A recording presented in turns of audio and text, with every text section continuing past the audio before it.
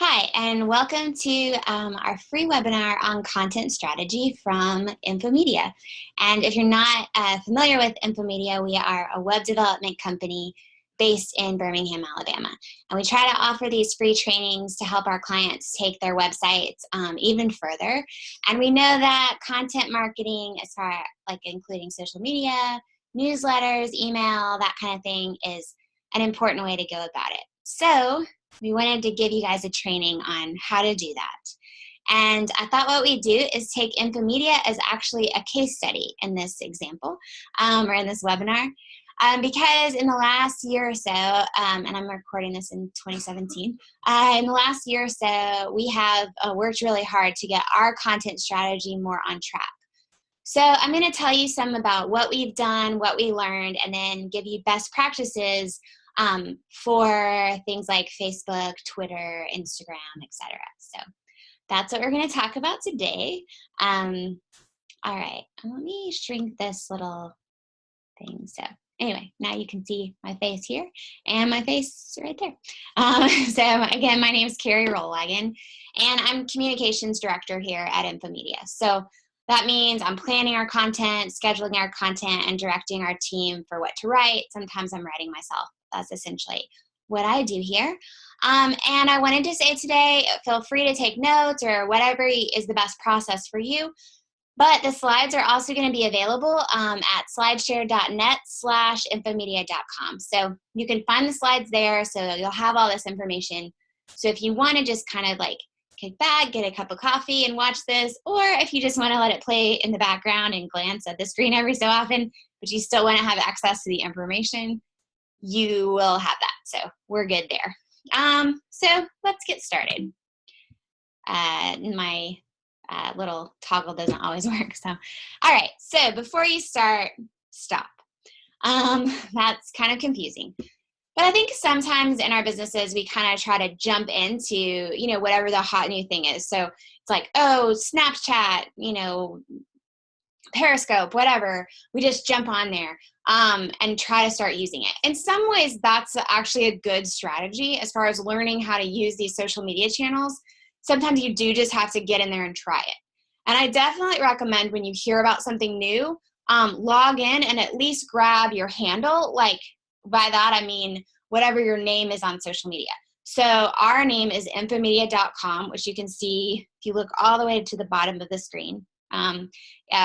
Infomedia@infomedia.com, which, by the way, you can also use if you want to tweet us questions or anything like that. This webinar is recorded, so we'll probably won't see them until later, but we can answer you eventually. Anyway, so we go ahead and try to grab that handle wherever we can. On social media, I'm C Rollwagon because my name is Carrie Rollwagon. So if I hear of something new, I'll get the name. But for your business, you kind of want to have a little more thought and strategy behind it. So it's fine to grab that name, but when you're actually posting, I would say before you start posting everywhere, think about what you're doing. So first of all, look at your purpose. Like that would be the purpose kind of your business and of the social media.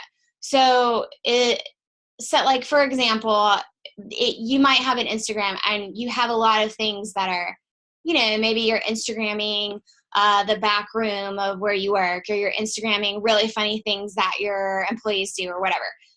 Well, that feeds Instagram, and that might be what Instagram likes, but is that building your business? Is that connecting to your core purpose of your business? And is that actually useful for your social media to be doing? Now, maybe that's going to depend on your business, but it's important to determine what that core purpose is so that you can be sure that that's what you're communicating through all of these channels. Now, at the bottom of the screen here, which actually I can probably bump this up just a bit, at the bottom of the screen, I have Simon Sinek's TED Talk. Just Google it, you'll find it. I think it's called the Golden Circles Theory or something. He does a fantastic job of explaining how to determine what your business's core purpose is. So if you don't know what your business's core purpose is, or honestly, even if you do, I think it's worth watching this. He has really, really great ideas for how to be sure you're connecting to people on a kind of a more visceral, emotional level. So he can help you determine your purpose. Also, look at your resources. So today we're going to be talking a lot about infomedia. So I'll say, for example, we have things that we could put, our core purpose is connecting people to digital solutions, essentially. So some of that fun stuff, like I talked about, can be included on our social media, especially when it relates to the fact that we're geeks and nerds. So, for example, we really like Star Wars here. So we'll talk about that because you kind of associate being a geek with Star Wars, and you want your web developer to be a geek. You want us to know about all that nerdy stuff that you don't have to get into yourself. So if that makes sense. So find ways it can build your purpose and strategy. But again, back to resources. So we have a lot of fun stuff going on in the office. It's a pretty relaxed office. We have a good time here. But I have one problem. Every time I take a picture in this office, it looks terrible. We have overhead lights. They're fluorescent. They make everybody look really yellow. And when you take a picture, you look yellow and you have these big circles under your eyes. You kind of look like a jaundiced vampire. And that's not really the image we want to portray. We also have the problem with photos that nobody here really wants the attention enough to be in a photo. So even if I had good light, if somebody happens to be standing outside, whenever I point that camera at them, they just go like this. So again, you look like a scared jaundiced vampire. It's just not a good look. So the resources we have are not really like the kind of resources that I would want to build my whole Instagram strategy around being able to get cute pictures of people in the office, because I just don't have that. You may not have a photographer in the office. You might be using your iPhones and not like a DSLR camera. So you want to think about, what are my resources there? How resources include labor. How much time do I want to put into this? Do I have somebody who has time in their job who also has the talent for this? All of those things go into what your resources are. And I feel for most businesses, your resources are really a neglected part of thinking about your social media strategy. So think about not only what you could do and what would be cool for your business and what would be building your brand, but think about what you're willing to dedicate the resources to doing. The next thing is remember your audience. So you might want to communicate, that you have lots of sales going on or, something like that. Well, your audience isn't going to want to consistently see you have another sale going on. They're going to want to see more than that. They're going to want to get information, usable tips, fun stuff. Think about how people are using these tools. Social media is mostly happening while they're on their phone. They're wanting to have fun, be more casual. It's social. That's in the name even. So remember that what your audience is wanting from you. And remember what your audience is wanting from your business. So think about that when you're determining your message, and determine your priorities. You might have the resources for something, it might fit into your purpose, but it may just not be a huge priority for your business. So think about, is social media a huge part of your strategy? If yes, great. You want to budget resources to that. You want to really be creative in how you're thinking about it. You want to dedicate a team to that. But you may say, this isn't the hugest priority, the most huge, anyway, this isn't the biggest priority for me. So you might, in that case, you want to tailor it back a little bit. So for example, infomedia, honestly, we sell websites that tend to be pretty expensive. And we're talking to marketing managers and we're talking to the head of the business in most cases. So if we do that, are we going to put a ton of time into our Instagram? Well, maybe not, because Instagram is probably not the place people are going to go and say, hey, that's a cute shot. I want to spend $10,000 on a website. Now, do we sell websites that are less than that? Sure. And we sell websites that are more than that. But you see the point. We're really wanting to put our resources going after these big clients that do the complex sites that we're really good at building. And those people are probably not going to be the same people who are constantly on Twitter and Instagram. So do we put time and effort into building these things? Yes, we do, because we're a business in the year 2017, and these things are important to have. And we want our clients, when they look at our social media accounts, to see that when we tell them to have social media, we understand that we know we do it too. Like, we know what's going to work. We know what's not going to work. The pitfalls you'll run into, the benefits you'll have, etc. So we want to have those things. And when you're thinking of hiring us as a client and you find us on Instagram, we want that to be impressive. We want to look professional. The same with Twitter, Facebook, LinkedIn, whatever. But we don't have to it's not a top priority for our entire business. So we want to think about that when we're coming up with the strategy behind it. Okay. All right. Instagram best practices. Okay, so for all of these things, I thought we would go into the best practices first, and then I'll show you a little bit about what we're doing here at Infomedia. Okay, so the best practice on Instagram is to entertain and or inform. Now, I'm going to say this a lot because this is basically what the internet likes all around, and it's what most social media wants. People generally, again, you're using their phones while they're doing other stuff. They want to have fun. They want to be entertained, to laugh, or to think something's pretty or good, enjoy it, or they're wanting to learn something. So think about that. Again, don't just tell them about the sales or the things that you care about. Give people what they want. Okay, you want to create consistent graphics and messaging. This is just like staying on brand, which we all know if we have businesses that have been around long enough. It is important to have a consistent brand so your customers recognize you. You may want to get a business account. Now, Instagram is one of the last social media channels that are big to add business accounts, and they have different pros and cons. If I got into that, it'd be really a whole other webinar. So I would say just Google like Instagram for business and see what they have to offer and see if it's right for you. It does allow you to do more advertising, to push advertising. It allows you to have some live links for people. This stuff can be pretty helpful. So look into it. But and we do have a business account at Infomedia, but the stuff I'm going to share with you today could be used for business or personal. So it works either way. Okay, pronouns. Use first person plural. What I mean by this is if you have a business, for the most part, don't consistently go on and say, I like this. I, think this is really fun. I went here this weekend. Because if people are just familiar with your business and don't necessarily know that you own the company, that's going to be really confusing for them. They're like, who is this? Who am I? Like, I don't, if you're an independent consultant, an author, something like that, and it is very clear that it is just you are your business, go ahead and break this rule. Just use I. If it's very, very clear. But if it's not clear, if there's any question, then I would say use we like to do this. We're going to, Magic City Classic this weekend or whatever. It's just less confusing for your reader. And you don't want them to spend the precious moments that they have thinking about your company trying to figure out who is writing the Instagram.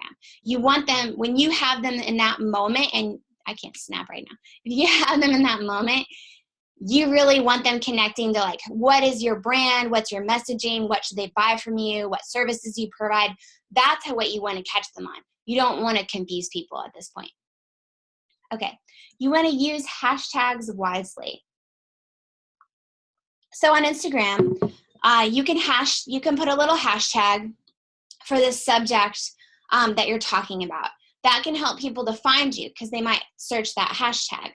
Now, you just want to balance. With a hashtag, you want maybe a couple hundred people using this hashtag. What you don't want is to hashtag something really generic like dog, because probably you're not going to be found. Like that's going to disappear so fast because so many people are hashtagging something like dog if you're, say, a pet care business. But you might say, if you're in Birmingham, you might say hashtags dogs of Beham. Or you might, what I would do is kind of search around for what other people are hashtagging and find a hashtag that you think you will be found for. So you don't want to use something so unique that nobody's using it unless the point is just to be unique. Like if you want a hashtag for your business, you can try to come up with something like that.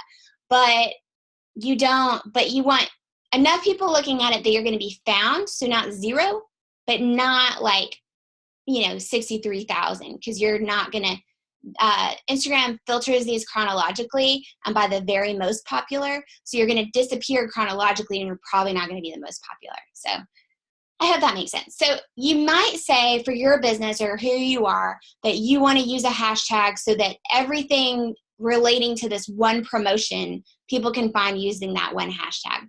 So I'm going to use the example, Carrie reads books. So I am a book reviewer sort of on the side, and I like to talk about books, and I want those posts to be found. But I don't hashtag books because, again, that's too generic.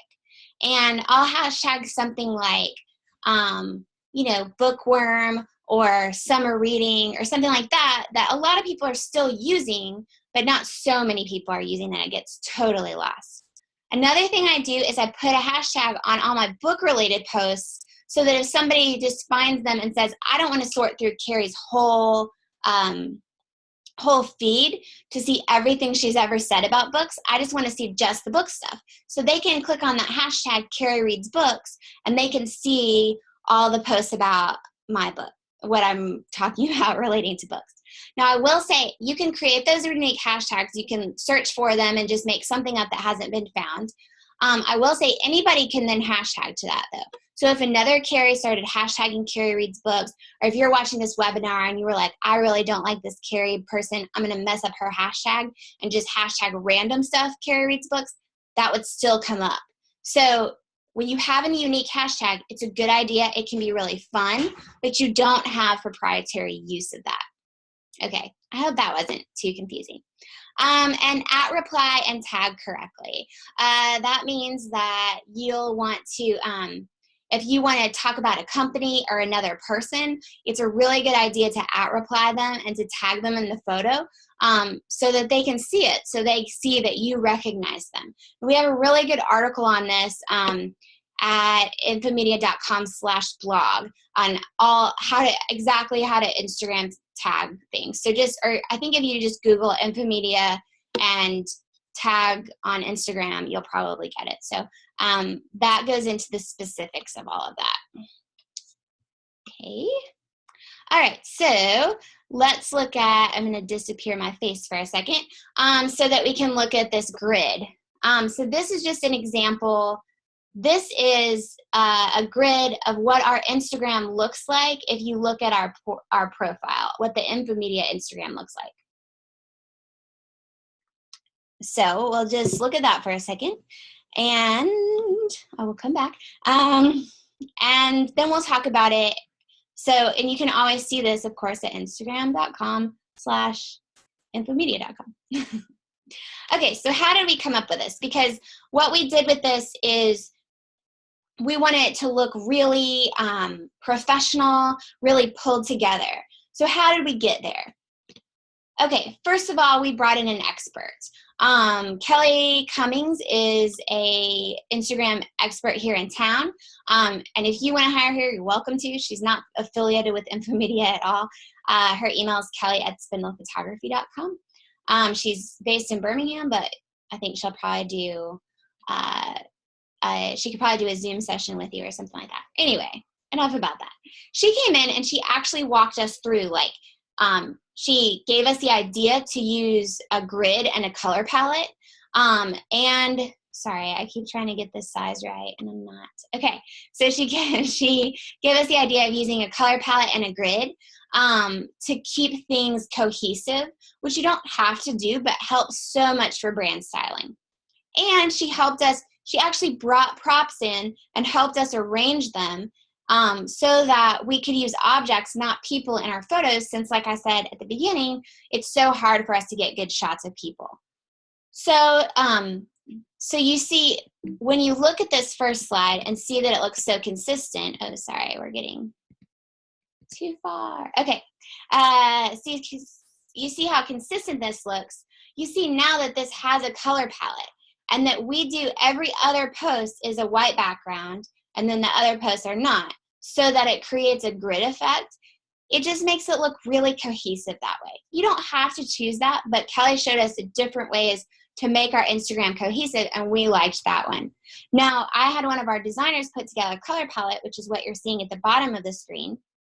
And that color palette takes our colors, like red is the Infomedia color, and then she gave me some complementary colors so that I can use these, and she set it up this way because I'm supposed to use more of red and the light blue, that's why they're big, and then you get to that other side and use a little bit of those natural tones.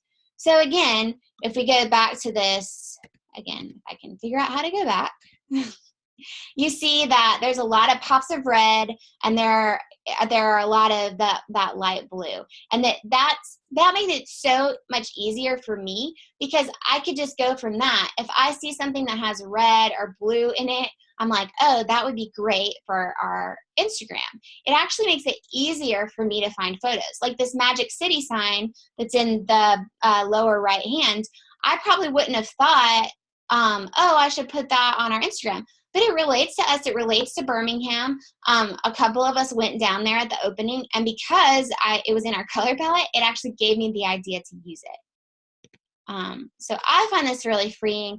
To be honest, I just go to the dollar store a couple times a year and just fill my basket full of office supplies that are red and blue. And you'll see on the Instagram that they show up all the time. Okay, so let's talk about Twitter. You might think I don't need to be on Twitter. I would say if you are thinking about whether or not to be on Twitter, if you know your audience is there, be on Twitter. If you enjoy Twitter, be on Twitter. Also, if you have a business that you really want to get the attention of journalists, a lot of journalists are on Twitter. So that's why you may decide you don't want to be there. That's absolutely fine. But let's say you do want to be there. What works on Twitter? Well, once again, it works to inform and entertain. So just take what I said about, fun facts, tips, etc., funny stuff, and put it on Twitter. Now, again, you also want to promote others and provide value. Now, promoting others, you can use @ replies and make sure they see that. You can reply to what other people are saying. People like it when you don't just talk about yourself all the time. It's the same with Twitter. So don't talk about yourself, talk about others, promote what they're doing too. Don't make it be about all your business all the time. On Twitter, it actually is really helpful to have a perspective. So that means you can be a little more, have a little more of a strong opinion on Twitter. Now, of course, because you're a business, be very careful about that. If you're the owner of the company, realize that your politics may not be the politics of the people who are following you. Do not be nasty to customers on Twitter. It just doesn't come off well at all. And if it's not your Twitter, if you're running it for a company, be even more cautious and careful. But having said that, generally speaking, a perspective comes off very well on Twitter. Tweet often. It's good to get in conversations on Twitter. I wouldn't say you necessarily need to tweet like several times exactly in a row, but you can tweet 3 times a day, and that's great. You could tweet 3 times an hour if it were relevant, and that's great. You don't have to, so don't let it freak you out. But you can really post as much as you want. Again, @ reply people, it shows that you're part of a larger conversation. That's really positive. Mention people. And again, use hashtags, kind of use some of those same ideas. Don't pack your whole tweet with hashtags because you only have 140 characters, but they are still kind of useful. And again, reply to and interact with other followers. Be part of the conversation. Okay, here I just thought it would be fun to give you kind of a breakdown of what our Twitter calendar is here at Infomedia. So we don't have time, and it's not so much of a priority for us at Infomedia to sit down every day and say, what's new in the world? We're going to just reinvent our Twitter every day. So, but we still wanted some things out of it. This will make more sense, hopefully, when we go to the other slides and talk about it. But I wanted you to see the overall breakdown. Okay, so what did we want out of our Twitter? We wanted it to incorporate some fun. We wanted it to promote Birmingham tech and business-centric events and tips and things like that. Because we want to connect to those people in our world, literally around us in Birmingham, and the people in the tech world in general. And one of the things that sets Infomedia apart as a business is that we aren't just tech geeks, we're also kind of business geeks. So we want to talk about that too. Now, I struggled on what are we going to do to add content, because again, Twitter wants a lot of content. So I created, again, this calendar so that we have a variety of things every day. We're promoting different events that take place once a month. We're talking about just some fun stuff, like you see there's a geek movie every Friday. So we can adapt this calendar so it's always fresh content, but we're not reinventing the wheel every day. And we can create most of this content once a month and kind of schedule it to tweet itself. So we're not necessarily having to work on it every day. Okay. And you can also add content. So we have this as scheduled content, and then we also retweet to add even more content. So we have our calendar, and then we fill that in by retweeting some accounts that we really trust and we really like. So here are some examples of the Infomedia Twitter. So again, we're talking about, so here we talk about Girls Who Code. We're talking about a Birmingham website. This relates to our calendar because we try to promote a STEM, something in the STEM field. We're talking about a podcast here because we have a certain days we promote podcasts. And then we highlight that Jason, our president, got an award or is on the Planning Commission in Hoover, which is a city near Birmingham. So again, this is supporting all of our goals. This is another example of our Twitter. And then you see, again, Simon Sinek is one of the people we retweet a lot because I like him a lot, but I think he's pretty brilliant as far as business goes. So that's a retweet. That's content for us. It's also mentioning him, which he or his team are going to like, and it's giving our followers more content, so they like that too. And then we highlight a blog, so we definitely do promote like the blogs that we do and the things that we have going on here. And then we promote Art Crawl, which is something that we're not involved in at all. It just happens in Birmingham, and we think it's cool, and we think our followers would like it. So that's what's going on with Twitter. All right, let's talk about Facebook. Facebook is kind of a beast. It's definitely the place where for a lot of businesses, more people are going to be. It's also a lot more controlled. So fewer people see your posts if you're not promoting them. Again, here you want to inform and entertain. You want to use pictures and video. Facebook loves pictures and video. Obviously, Instagram, you're going to need to use pictures. Twitter, you can or cannot use pictures, whichever you prefer. Facebook, pictures perform really well. Video performs even better. And Facebook Live, Facebook's really pushing Facebook Live, at least right now, so that performs really well. You're probably going to want to boost your posts, which means you're going to pay so that people can see them on Facebook. This is good and bad news. You used to be able to just post it and all your followers would see it. That's not the case anymore. So now if you post something on Facebook, probably like 1 in every 100 followers is going to see it. Well, you want more than that. So you want to boost posts. It is not very expensive to do, so that's the good news. And you want to invite feedback. People like being part of that conversation. Okay, I'm going to disappear me, so we'll talk about some examples of Infomedia Facebook posts. Now, the first one is the Sidewalk Film Festival. And this came about because Amber, who works at Infomedia, is just like she loves the Sidewalk Film Festival, and she had some good tips. So we got to highlight an Infomedian, and we got to talk about something else going on in Birmingham. And we don't get anything out of this. Infomedia is not involved in Sidewalk. But look, we got 25 likes, a couple of shares. That was a pretty well-performing post for us. Now, on Halloween, we do Halloween really big here at Infomedia. So what we did is we all dress up every year anyway. So we didn't make people dress up just for this. But I like to take the things that we do around the office and make them work even better for us. So we made sure we took pictures. We got the pictures up early in the morning, and then we encouraged people to vote online. Every year we have a Halloween costume contest at Infomedia, but this year we added the element that people could vote for us online. And people got really into it. We got tons of comments, and it worked out really well for us. Okay, so this is also on the right, an example. We we got to do a roundup of apps, and then Shipt is an app that's in Birmingham, so we got to mention them. Again, we're not like officially connected with Shipt, but we do like them, and it's good to talk about other businesses that aren't just you. And we're still giving our followers content because they get to see a roundup of free travel apps. So again, some things we did, we had that voting contest. People got really into it. It worked really well. We've been experimenting with Facebook Live. You can go on the Infomedia Facebook and see that whenever you'd like.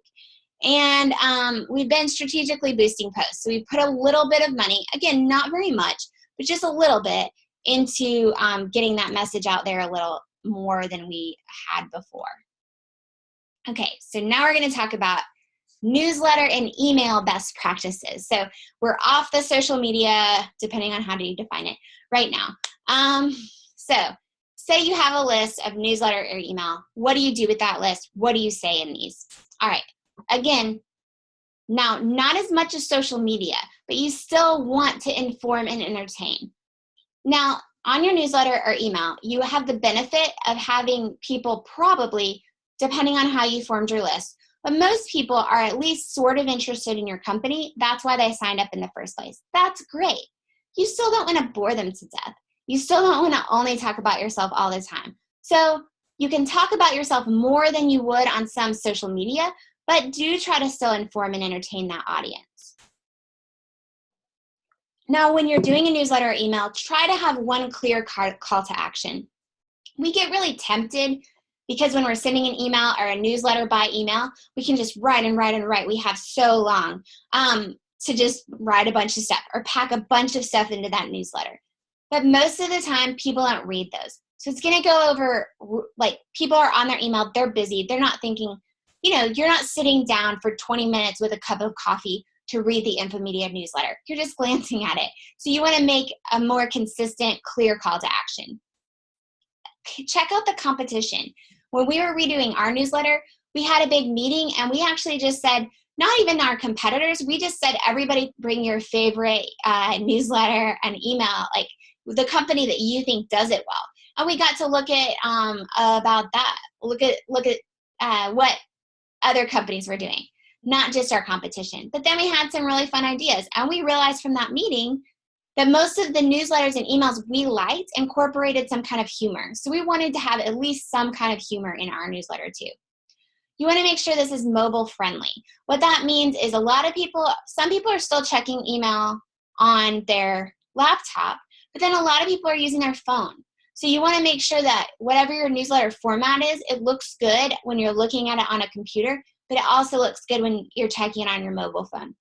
So if you use something like MailChimp, we use MailChimp, this can kind of do that automatically for you, and it's a way to easily make sure your newsletter and your email are going to work on a phone as well as on a computer. Now, it's great if you can take the time, if you include images, to put alt text on those images. Again, if you use MailChimp or something like that, Constant Contact, that should be pretty easy to do. It's not a must-do, but some people, when they're checking their email, don't want the images to load because it makes their phone a little slower. So if you have a name of what the image is, they're more likely to click on it. You know, so if you have a name that says, you know, coupon for 50% off, then I'm going to click on that and be like, oh, I want to see that. Whereas if you just have like, oh, this is a generic image, I'm not even going to know it's a coupon. I'm not going to click on it. And then use A/B testing. All this is, and again, any good email platform will allow you to do this, is you can send out one exam. You could try different things. You could try different formats and send one as test A and one as test B and see which performs better, which has a better open rate. You can change the subject lines and say, I took this direction with this subject line, and then I took it a way different direction the second time, and the second one had a lot more impact. So speaking of subject lines, isn't that crazy? We just got to that. You want to, it's kind of an art form in itself, and you're definitely going to want to experiment and see what works best for you and your business. But here are some general tips.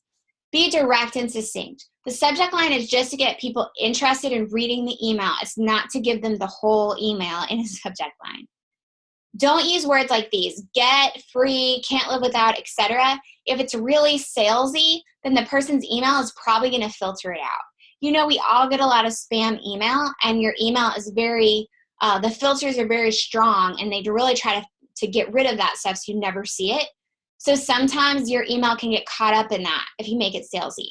So if it sounds like a used car salesman wrote your subject line, that's probably a bad thing. No offense, used car salesman, you're awesome if you're watching. Okay. You also might consider segmented lists. This essentially means like you might have a list of people who have bought from you before, or you might have a list of people who just signed up but haven't bought from you before. You might want to try sending them different emails. You know, here at Infomedia, we have different departments. Like we might send one group of people an email that have gone through one certain department, and then another group in a different department, a different tailored email. Or for example, we present these trainings, the same trainings you're watching now, as Lunch and Learns live in Birmingham once a month. So we have one list for people who've already attended a Lunch and Learn, and then we have a different list for people who haven't. So those segmented lists can just allow you to be more specifically talking to the person reading the email, and the more tailored and individual and specific you can be, the better your open rate will probably be. All right, you can also, it also sometimes helps experiment with sending it from an individual instead of an organization. Again, that spam filter might filter out an email from Infomedia or, you know, support at Infomedia, but it's probably not going to filter out an email from Jason. So we might send them from him instead. And again, you can use your email client to do that. And then some people, this is kind of a bonus. If you realize that you have a lot of emails that aren't opened, then you can resend those emails and try a different subject line and see if that changes it. That can help you learn how to write better subject lines. Okay, so let us take a look at Infomedia's newsletter.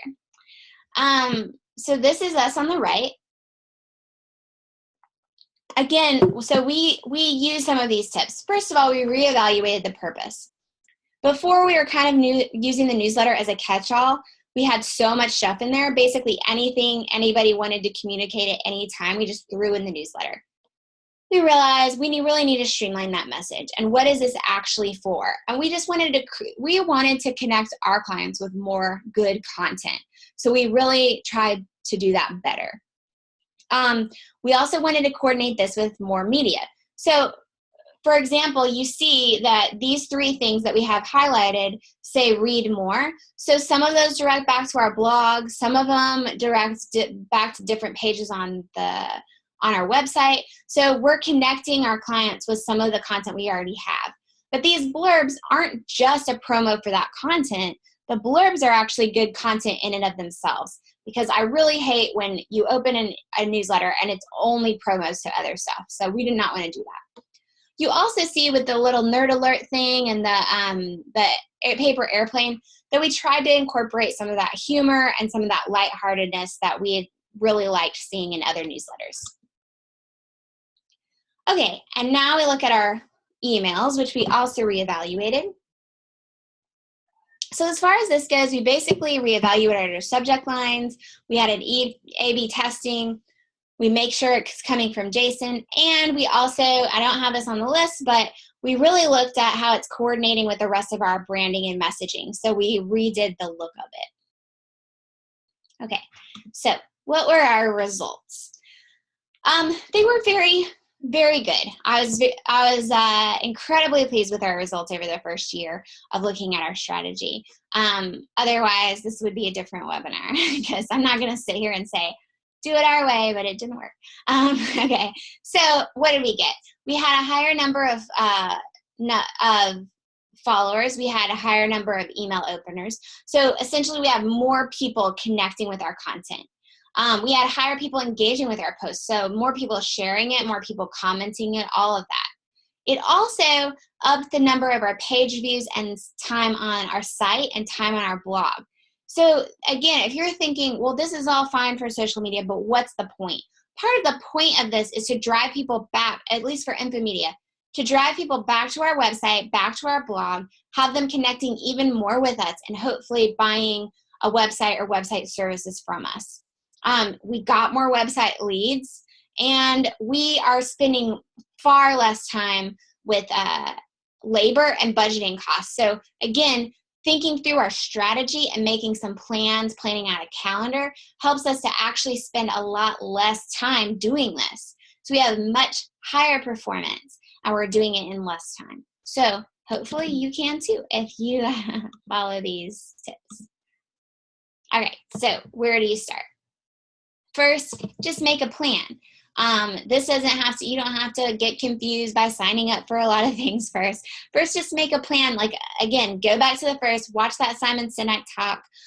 Think about how you're going to structure this, how you're going to do this. Set your priorities. Think about, again, the things we talked about at the beginning. What do you have time for? What do you have resources for? What is important to you? And then I'd say create a calendar and see what's doable. Say maybe we want to put a ton of stuff out there, but when we look at the calendar, we really need to either scale it back or put some of this on Twitter, some on Facebook, maybe some in the newsletter, spread it out. Or maybe you have hardly any content. You need to maybe think of some more or change your strategy so you can get more out of what you're already doing. I would also say start small. Just if you come up with a strategy, maybe you're blogging a couple times a week, maybe then you add Facebook or you want to restructure your newsletter and email. You can always add these. Now, when we addressed our content and infomedia, we didn't create all new content for everything at once. We started, I think, with Facebook, and then we added Twitter, and then we added Instagram. So every couple of months, we would add something different that we would refocus on. That way it's doable, and you learn things. I learned things from Facebook that then I incorporated along the way, that if I hadn't concentrated on one at a time, I might just keep making the same mistakes everywhere.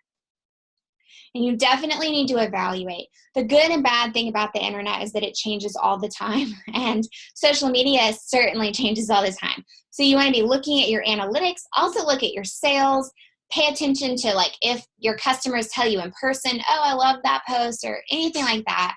Pay attention to that, evaluate, and start to respond both to your success when you can applaud the people in your group who made things a success, but also you can address those pain points and say, how can we get better? Definitely make that a part of your process and be growing and changing. Okay, so if you like what you learned here, I appreciate it. I so appreciate the time. I really love doing these. So if you like the webinars, if you like our trainings, well, for one thing, we would love it if you left us a Google review. So that really helps us. It really helps our business. If you own a business, you already know it helps a lot. And we also love to hear from you. So if you see at the bottom of your screen, you can hashtag Learn Infomedia if you're like, oh, I want to take a picture of myself with, like, my coffee, getting ready for my Infomedia webinar or whatever.